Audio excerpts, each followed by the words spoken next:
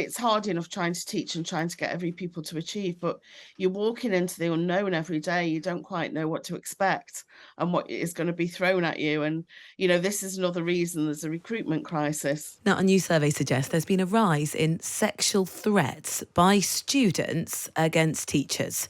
One in 10 teachers say they've been physically assaulted by a pupil in the last year, and nearly half of 8 and 1,000 teachers surveyed said they don't feel that their school's behaviour policy is effective. Well, Wendy Exton is a national executive member of the Teachers Union who's been looking into this. Wendy, good morning. Morning. So what kind of problems are teachers reporting that they're experiencing in the classroom? Well, it's all sorts really, from violence to actual threats, and we've got threats of sexual violence such as rape, and also threats of physical violence. So yes, it's been on the increase steadily from the last 5 years. And when you say an increase, 5 years ago, how often would a teacher come across behaviour like this?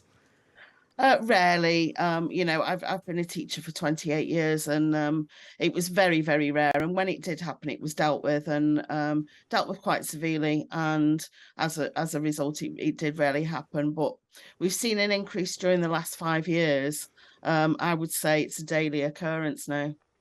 So a couple of things to work out, I guess. First of all, why is it that behaviour is being exaggerated, amplified, and that it's school where it's being expressed? There's a number of reasons, I believe. Firstly, there's the accessibility of online porn and social media, and that's having an impact on our teenagers in particular. And also COVID lockdown didn't help with that issue. And combined with that, what we've got is behaviour policies in schools that aren't really fit for purpose anymore, and a lack of guidance from the DFE in regard to behaviour policies. So explain what would happen in a classroom if a teenager was talking about or using aggressive language, particularly of sort of a sexual nature. What power does the teacher have to act to stop it? To be honest, having been on the chalk face, if you overhear that sort of thing, your powers are just limitless to say, right, stop that, focus on your work. There isn't any repercussion beyond a word from the teacher for that. However, if it's directed at you, you can report that. But often what we're seeing in schools is it's being brushed under the carpet, because it's so common that if you're excluding students for that, it would be, quite a significant number. And the other question people have is why is it that it's coming to teachers in the first place? Is there a role for parents, other people in teenagers, children's lives, which means that behaviour shouldn't be coming into the classroom in the first place?